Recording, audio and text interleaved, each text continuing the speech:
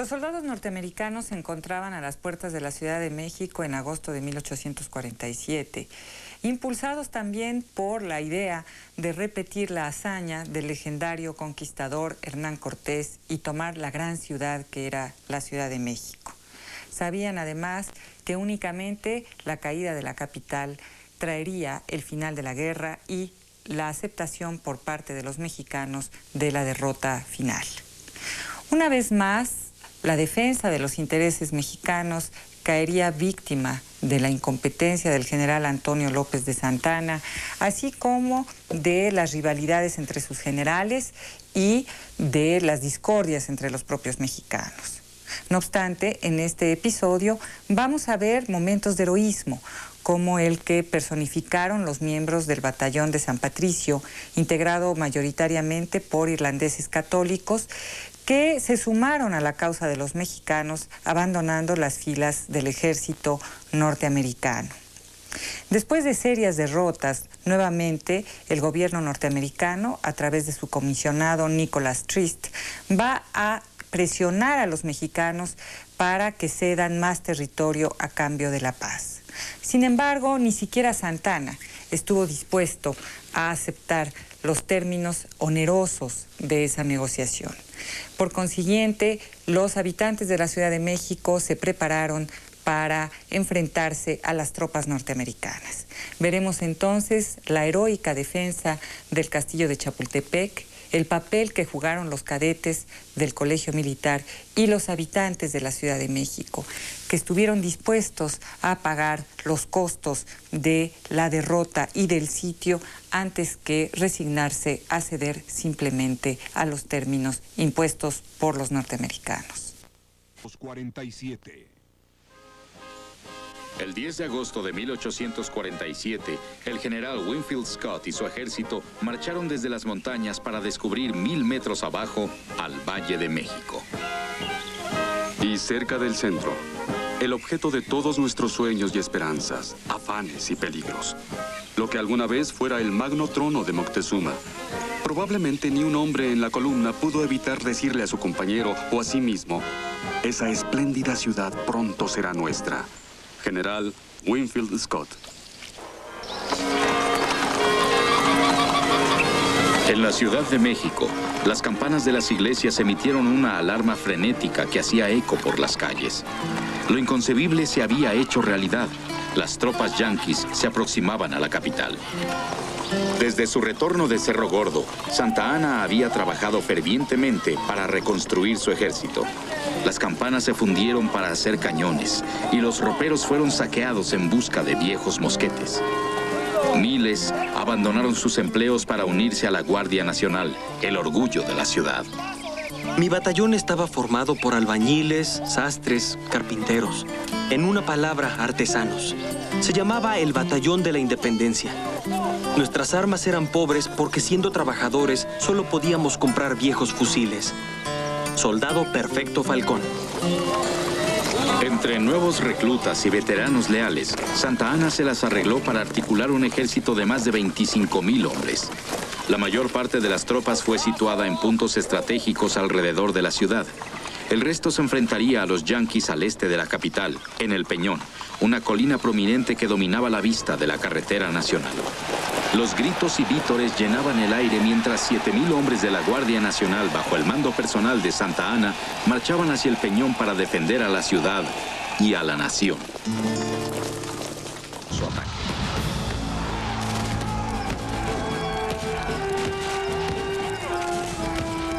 La batalla duró solo 17 minutos. 700 soldados cayeron, otros 813 fueron tomados prisioneros, entre ellos 4 generales. Lo que ha ocurrido es el resultado de la estupidez cometida por el desobediente Valencia y la inconcebible conducta de Santa Anna al permanecer como observador inmóvil viendo cómo se arruinaba su rival. No fue esta la primera vez, ni será la última que el criminal deseo de los generales por superarse unos a otros resulte en la ruina de una nación. Manuel Gómez Pedraza. a salvo del ejército mexicano era cruzar el río Churubusco. Santa Anna ordenó que el puente se mantuviera a cualquier costo. Desde atrás de las murallas fortificadas de un ex monasterio, los disparos mexicanos rebotaban en el suelo intentando contener el avance de las tropas de Estados Unidos. Inmediatamente frente a nosotros, a unos 500 metros, el clamor del fuego de los mexicanos excedía cualquier cosa que jamás hubiésemos oído. Estábamos expuestos a un horrendo fuego cruzado que difícilmente resistiríamos. Capitán Kirby Smith. Las cabezas de las columnas fueron barridas como polvo y las compañías cortadas en pedazos. El teniente Holloway fue alcanzado mientras hablaba conmigo y yo pensé en el pasaje. Uno será llevado, otro permanecerá. Teniente John James Beck. Poco a poco, el fuego de las armas mexicanas situadas en el monasterio y sobre el puente comenzó a atenuarse. ¡Parque! ¿En dónde está el parque? Estas palabras se oían en todas partes. Los soldados de un punto venían a otro para preguntar a sus compañeros si tenían cartuchos. Soldado Perfecto Falcón. El coronel Juan Cano, el ingeniero que había... Una y otra vez ondearon banderas blancas en el monasterio, solo para verlas destrozadas por los soldados del batallón de San Patricio, desertores norteamericanos que habían cambiado al bando mexicano. Muchos de ellos eran irlandeses, la mayoría católicos. El batallón de San Patricio, desertores norteamericanos conscientes de que enfrentarían la horca si los capturaban, realmente fortalecieron la columna vertebral de la resistencia. Y eso resultó ser una batalla más seria que lo que Scott tenía razón alguna de esperarse. Fue muy costosa porque Scott realmente no tenía un solo hombre que perder en esta campaña. Para entonces le quedaban unos 8,000 efectivos. Después de más de 3 horas de fiero combate, las fuerzas de Scott abatieron a los defensores doblegándolos a punta de bayoneta. El día de la batalla, desde Contreras hasta Churubusco, dejó a su paso una huella de cadáveres que se extendía por varios kilómetros. Los norteamericanos sufrieron más de 1,000 bajas. Santa Anna perdió 10,000 hombres, un tercio de su ejército. 3,000 fueron tomados prisioneros, incluyendo a 8 generales, 2 de ellos expresidentes de México. Perfecto Falcón. A las puertas de la capital, Santa Anna decidió aceptar la oferta de Estados Unidos para negociar la paz. Cuando menos, esto le compraría tiempo.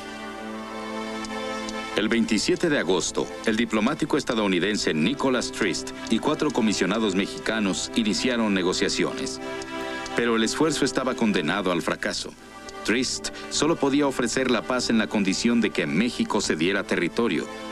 Y Santa Anna no podía acceder sin que lo acusaran de traición. Ningún otro político mexicano se atrevió a arriesgar su carrera apoyando un convenio.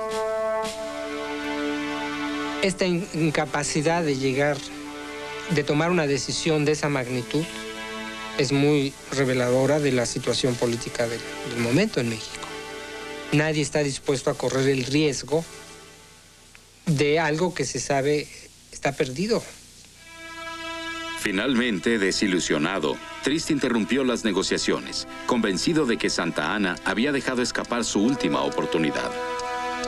Santa Anna no estaba dispuesto a dar el paso decisivo y se dejó llevar por el peso de las circunstancias, arriesgándose a una batalla que todos estaban seguros que perdería.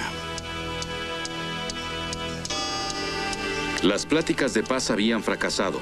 Momentos después, incluso la tregua empezaba a derrumbarse. Scott estaba convencido de que Santa Anna había utilizado el tiempo para fortificar la ciudad, violando los términos del armisticio. El 6 de septiembre, exigió a Santa Anna que capitulara antes del mediodía siguiente.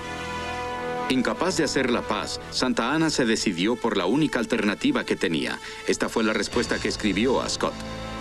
Asuma usted la responsabilidad a los ojos del mundo que fácilmente perciben de qué lado está la moderación y la justicia.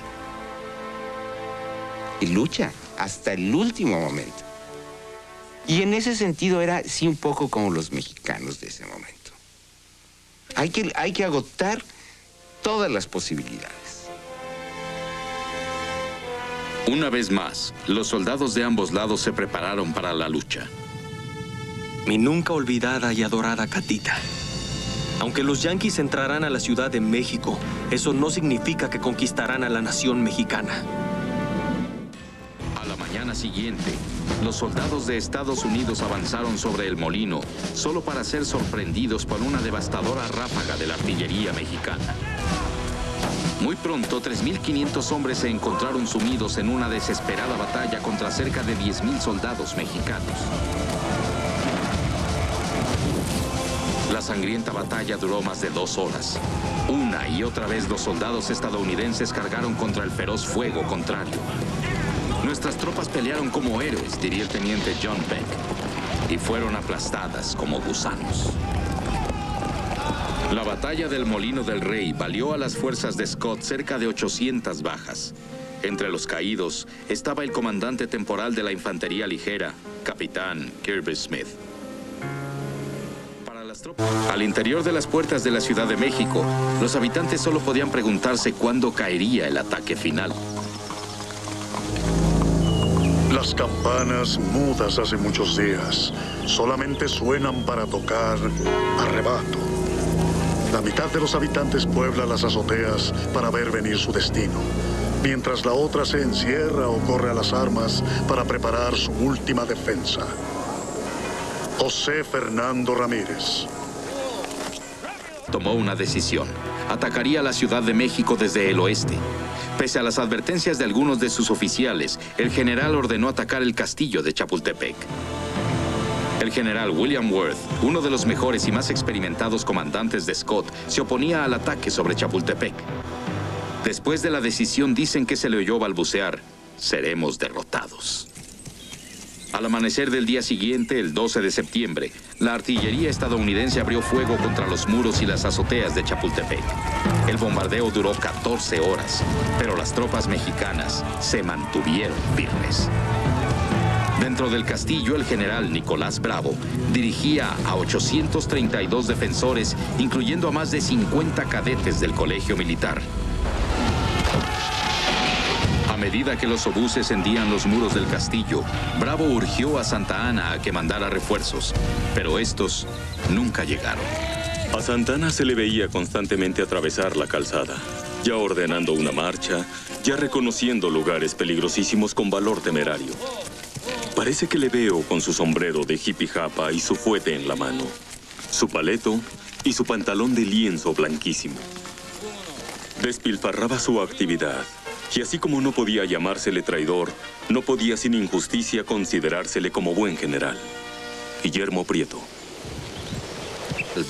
La infantería estadounidense avanzó hacia el castillo.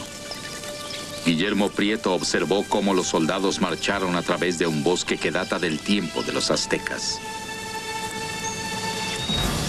Mi bosque, mi vergel de niño, mi recreo de joven. Verlo lastimado, herido, atropellado por el invasor, me atormentaba como si viera pisoteado y ultrajado el cuerpo de mi padre. Guillermo Prieto.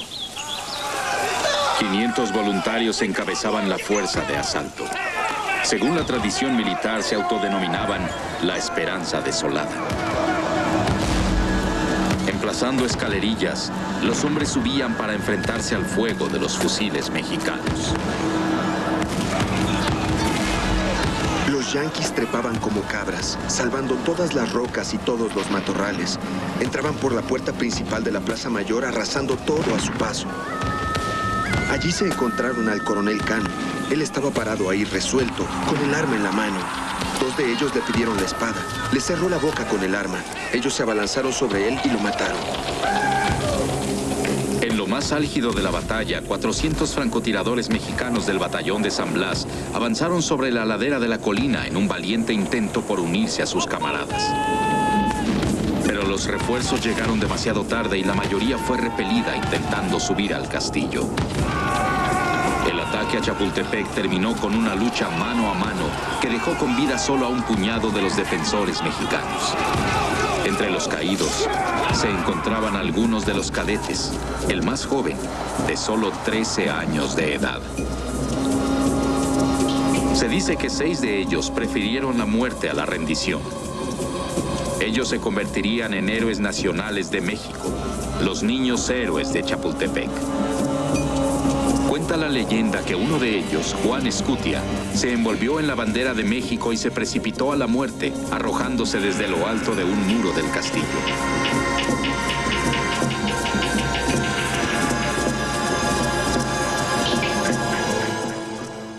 Cercana, 30 de los desertores estadounidenses capturados en Churubusco con el batallón de San Patricio presenciaron el evento, parados sobre carretas tiradas por mulas con la soga al cuello.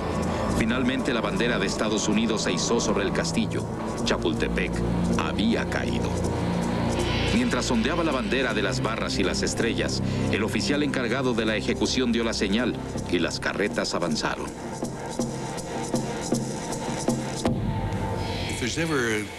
Si existe un solo caso en el que los puntos de vista difieren diametralmente, es este. Pues para los mexicanos, los de San Patricio son patriotas. Muy pocos militares norteamericanos sentían la mínima simpatía por ellos. Una vez eliminada la amenaza del castillo de Chapultepec, las tropas de Scott se abrieron camino hacia el oeste. Para el anochecer habían ya tomado ambas garitas, la de San Cosme y la de Belén. Con sus más importantes comandantes y con varios líderes políticos para decidir el destino de la ciudad. Yo creo que de los momentos más trágicos en la historia de México es justamente esa noche del 13 de septiembre, cuando justamente el último recurso, la última posibilidad, o casi la última posibilidad, de la defensa de la Ciudad de México se había agotado. Y evidentemente para el hombre, para el general Santana, es terrible tener que aceptar que volvió a fracasar. La madrugada siguiente, a las 4 de la mañana del 14 de septiembre, una delegación de líderes de la ciudad se presentó en la base de Scott a capitular. En el curso de las siguientes horas, el ejército del general Scott entró a la Plaza de Armas, el corazón de la capital, celebrando su triunfo. Desde un sitio que nadie se esperaba, se levantó cierta resistencia. Santa Anna había vaciado las cárceles y los prisioneros aunados a miles de mendigos e indigentes recorrían las calles. Muy pocos tenían algún arma. La mayoría solo podía arrojar piedras a los invasores. Es triste decir que este generoso esfuerzo de las clases bajas fue amargamente denunciado por las clases privilegiadas. Gente que podía ver con indiferencia la humillación de su patria mientras pudieran preservar sus propios intereses y comodidades. Guillermo Prieto. Entonces es claro para mucha gente que si se arma a estos campesinos o a clases bajas de la sociedad, derrotan, barren con los 10,000 soldados de Scott y se siguen en una revolución social por toda la sociedad nacional. Eso no lo pueden permitir. Entonces prefieren perder lo que haya que perder frente a los Estados Unidos antes de arriesgar una conmoción social que borre del mapa las clases de privilegio en México. Cuando los estadounidenses afirmaron el control de la capital, Santa Anna renunció a la presidencia. Manuel de la Peña y Peña, el presidente de la Suprema Corte de Justicia, se convirtió en presidente de México. En menos de un mes, de la Peña y Peña ordenó una corte marcial para Santa Anna y lo destituyó del mando. Fugitivo de su propio gobierno y perseguido por los soldados estadounidenses, Santa Anna huyó finalmente a su exilio en Jamaica. En un mensaje de despedida a su país, se exculpó con una familiar combinación de autocompasión y orgullo. El tratado llegó a Washington el 19 de febrero. Polk aún estaba indignado por la insubordinación de Trist, pero al presidente le preocupaban también los extremistas expansionistas que podrían intentar prolongar la guerra. Puesto que en sí el tratado le pareció aceptable, Polk lo sometió al Senado sin alteraciones. Sabía que se opondrían fieramente a aquellos que querían quedarse con México entero. Debemos mandar a ese país un ejército con poder suficiente para desarticular la resistencia. La anexión de todo México es un proyecto glorioso. New York Herald. Pero había otros en el Senado que temían las consecuencias que podría tener el otorgar la ciudadanía a los mexicanos. Entre estos últimos se encontraba John C. Calhoun, de Carolina del Sur. Nunca hemos soñado en incorporar a nuestra unión a nadie que no sea de raza caucásica. La raza libre y blanca. Los enormes infortunios de la América española se remontan al error fatal de situar a estas razas morenas en igualdad con la raza blanca. John C. Calhoun. A fin de cuentas, los moderados prevalecieron y el Senado aprobó el tratado.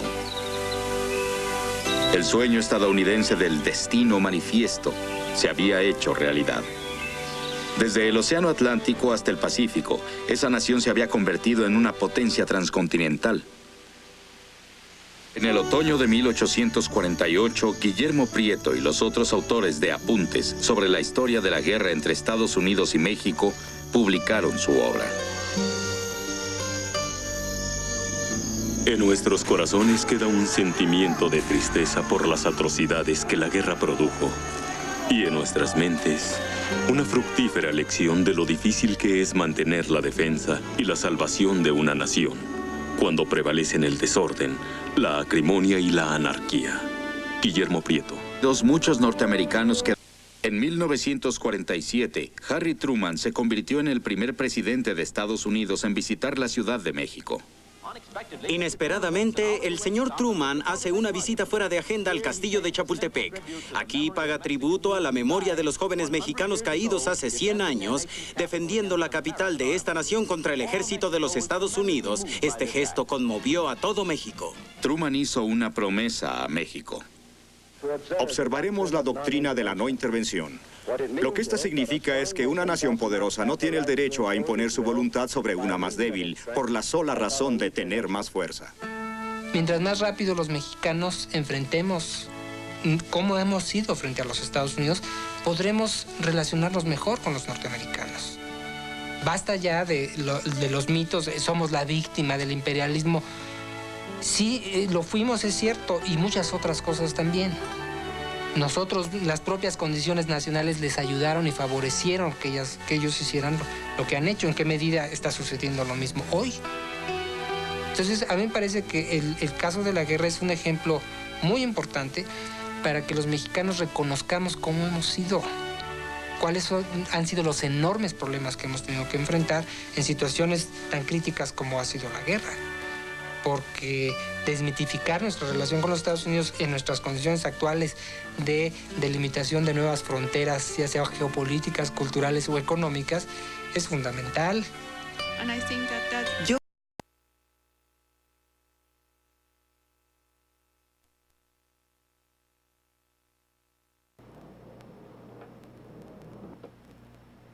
El interés de Francia por dominar a México no era una idea nueva de Napoleón III. Su antecesor, Luis Felipe, había agredido al país bajo el pretexto de las pérdidas económicas que habían sufrido comerciantes franceses por las revueltas civiles. México se negó a pagar las indemnizaciones exigidas por Francia. La intervención francesa, conocida como la Guerra de los Pasteles, fue en 1837 y terminó en 1839. En el Tratado de Paz se comprometió México a pagar 600,000 pesos al gobierno francés. Entre 1840 a 1860, México se envolvió en guerras internas y externas. El caos reinó. Se perdió más de la mitad del territorio en la guerra contra Estados Unidos. México encontraba su identidad, gobernado por 11 ocasiones por Antonio López de Santa Anna entre 1833 a 1855. El país se había hundido en una anarquía y en la miseria. Yo necesito una guardia como esta. Si el zar la tiene, ¿por qué no he de tenerla yo? ¿Cuánto calculas que nos costaría traerla de Europa? No menos de 500,000 pesos, Alteza. Y no hay dinero en las arcas de la nación. Pues hay que sacarlo de donde se pueda. Pero, Alteza, ¿no teme usted la indignación del pueblo? Los últimos impuestos han sido muy mal recibidos. Temer yo, me necesitan. No me han concedido poderes omnímodos, no me han traído del destierro, no me han dado el título de Alteza Serenísima. Entonces, México tiene 30 años de ser una república y ya ha tenido 45 presidentes. Algunos han durado apenas unas cuantas horas. Yo en 20 años he sido 11 veces presidente y espero que esta sea la última vez. La próxima seré emperador.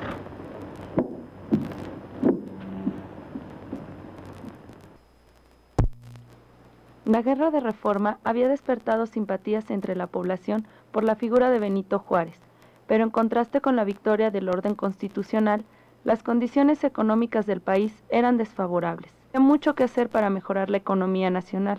Por otra parte, los grupos armados de conservadores se dedicaron a perseguir a los dirigentes liberales y llevaron a cabo acciones terroristas en diversas partes de la República. En junio de 1861 a Santos Degollado y Leandro Valle, ambos personajes relevantes en las leyes de reforma. En julio de ese año, Benito Juárez asumió el poder en medio de una situación crítica provocada por las revueltas de los grupos de conservadores. Se sumaba la imposibilidad de conseguir ingresos financieros que permitieran suministrar recursos al ejército. Así las cosas, la administración juarista se declaró en moratoria de pagos de la deuda externa que se debía a Inglaterra, Francia y España. Ministro de Francia, Benito.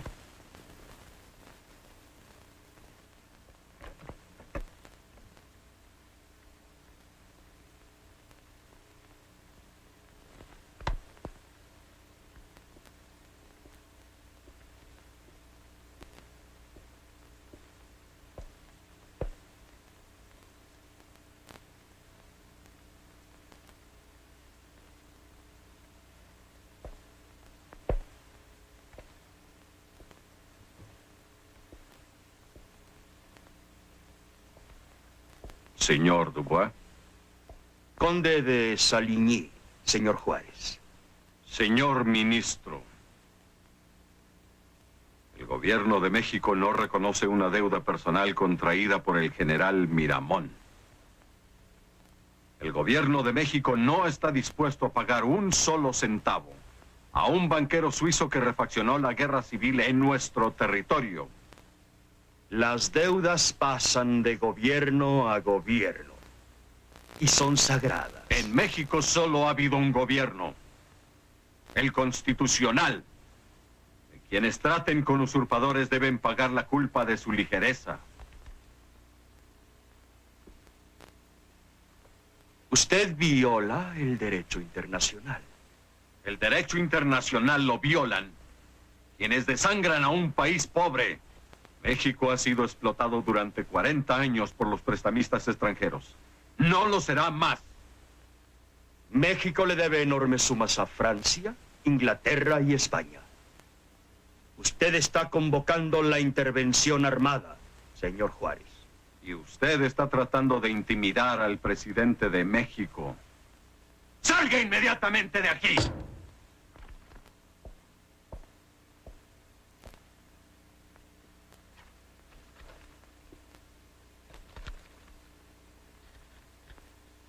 Era el acreedor mayor de México. Le seguía Francia y España. Los ingleses señalaron que por más penosa que fuera la situación interna, México no podía evadir sus obligaciones con los ciudadanos ingleses afectados por la guerra civil. El mismo motivo utilizó España. Exigió 10 millones de pesos como indemnización a sus nacionales afectados por la confrontación entre conservadores y liberales. Pero la lógica francesa era otra. Francia, en 1860, se presentaba como una potencia europea, que veía en América un territorio propicio para su expansión. El emperador francés, Napoleón III, sobrino de Bonaparte, estaba preocupado por el rápido poderío norteamericano, que se había anexado más de la mitad del territorio mexicano. También los ingleses veían con recelo a los norteamericanos después de que los habían obligado a salir de Oregón.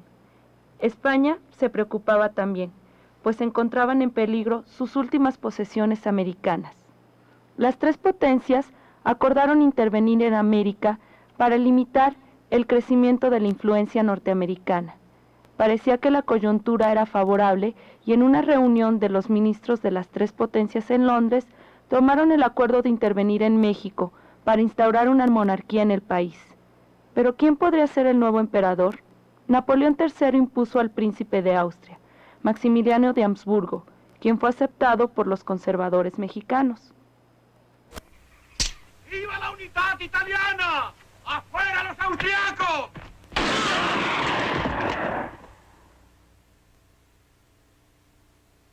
Yo no quisiera que... Pero no puedes decir no quiero.